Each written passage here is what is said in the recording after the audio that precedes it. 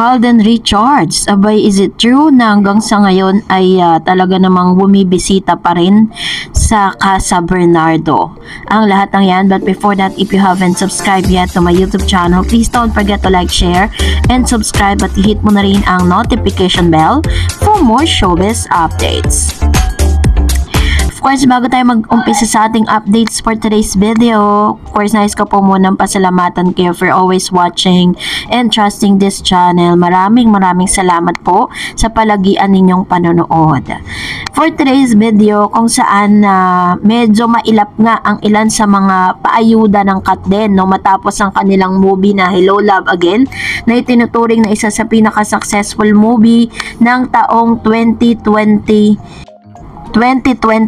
kung saan hanggang sa ngayon ay nag-aantay pa rin at pilit pa rin pinaiingay ng mga Katden fans ang kanilang mga pangalan, kasi lumalabas na rin naman talaga sa social media ang tunay na dahilan kung bakit nananahimik si Kathryn at si Alden Richards, dahil meron pong isang movie na kailangan i-promote. So sa isang video updates po ng Abante News nitong dalawang tambalang ito ay pinatunayan nila na posibleng may mga sikretong ganap itong si Alden at si Kathryn. Panoorin natin ito.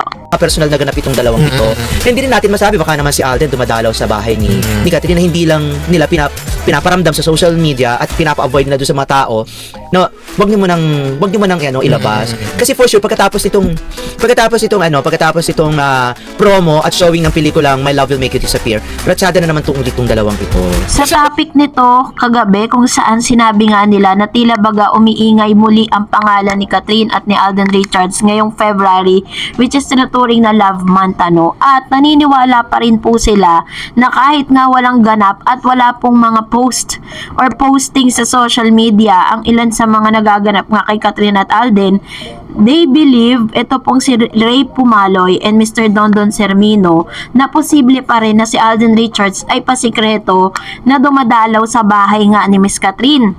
Pero mas minamabuti talaga nila na wag munang ilabas ang ilan sa mga resibo na yan. Biruin nyo, sila na po mismo nagsasabi niyan na hindi sila naniniwala na walang nagaganap or walang sikretong ganap itong si Alden at si Kathryn.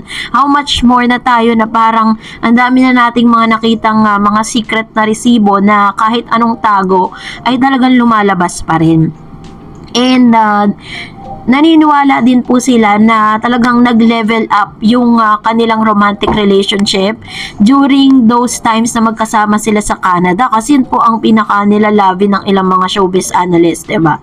Lalo na si Christopher Min noon na parang ina-expect niya na pag-uwi ng Katden ay meron na talagang masasabing clarity between Alden Richards and Miss Kathryn Bernardo. So sa episode na ito ay pinakita po talaga nila na talagang nananahimik lang panandalian, no? Sabi rin po dito ni Mr. Ray Pumaloy and Mr. Dondon Sermino na pagkatapos po ng movie ng Kempao ay raratsada na naman si Kathryn Bernardo and Alden Richards. And naniniwala po ako sa sinasabi ni Mr. Ray Pumaloy na may mga sikreto silang ganap at posible rin na si Alden Richards ay bumabalik-balik pa rin sa bahay ni Kathryn, kasi nga 'di ba parang medyo nag-unload siya ng kanyang mga trabaho at binawasan niya po yung kanyang mga ganap, kasi hindi po muna siya tumanggap ng any teleserye, ng any project. Ang tangi niya lang pong ganap ngayong taon or this quarter months yung kanya mga endorsement, at the same time yung pagbabalik niya nga po sa All Out Sunday, kung saan sinabi niya na magkakaroon siya ng prod, mapapanood niya siya every Sunday, noontime program every Sunday. So yun po yung sinasabi niya, pero wala po siya mga teleserye, wala pang confirmation. Pero according to Mr. Alden Richards, hindi naman po niya sinasara yung kanyang sarili, basta may mas magandang material na i-offer sa kanya ay tatanggapin niya.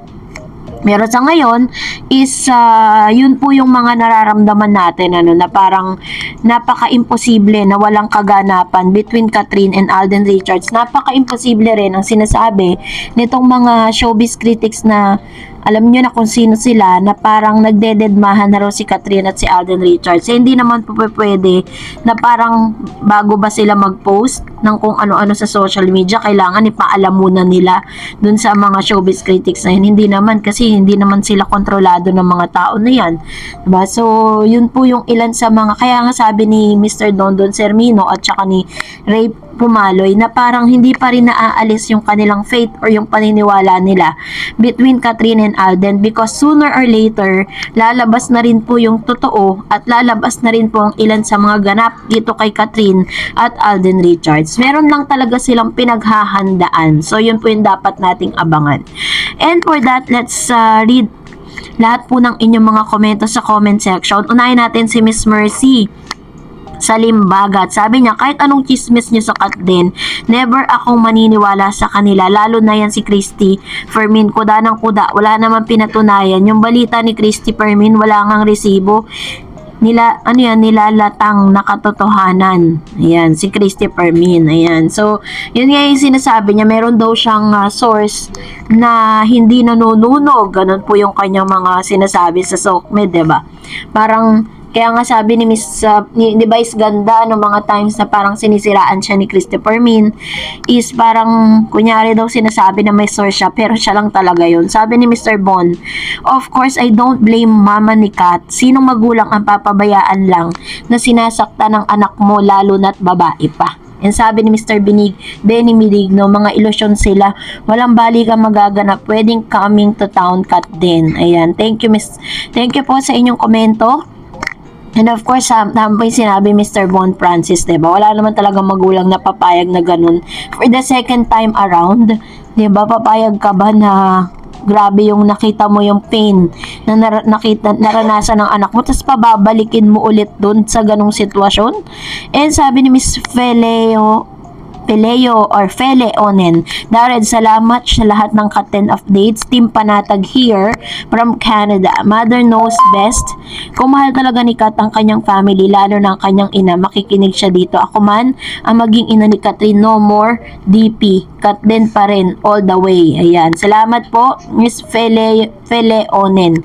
Actually po, isa sa mga binabantayan ko sa IG ni Miss Kathryn, kapag si Kathryn finalo niya na itong si Daniel, parang Supremo DP, yun po yung kanyang official IG sa Instagram, which means na talagang meron na nga silang communication at tinatanggap na at pinapapasok na ni Kathryn muli si Mr. Daniel sa kanyang buhay. Pero hanggang ngayon hindi pa rin niya pinafollow, at yung kanyang breakup post nandun pa din.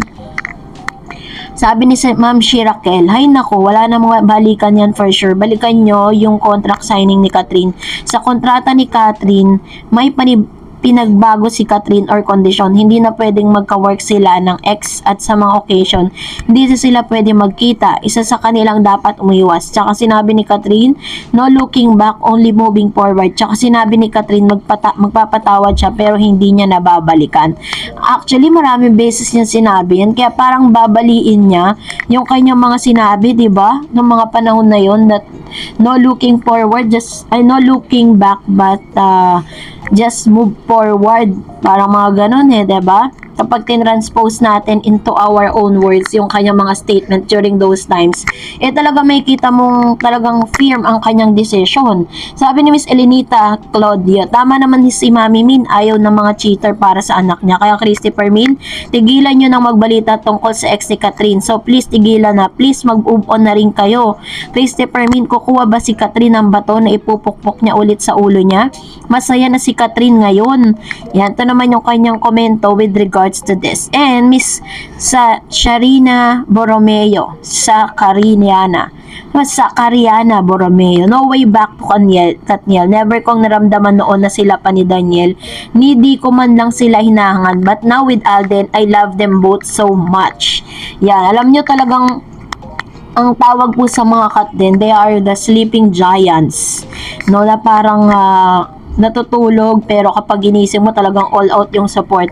Kaya naman salamat po sa inyong mga komento, and that's it for today. For more videos and updates, please don't forget to like and subscribe, and please don't forget to follow my Facebook page, Dar Eds TV. God bless everyone!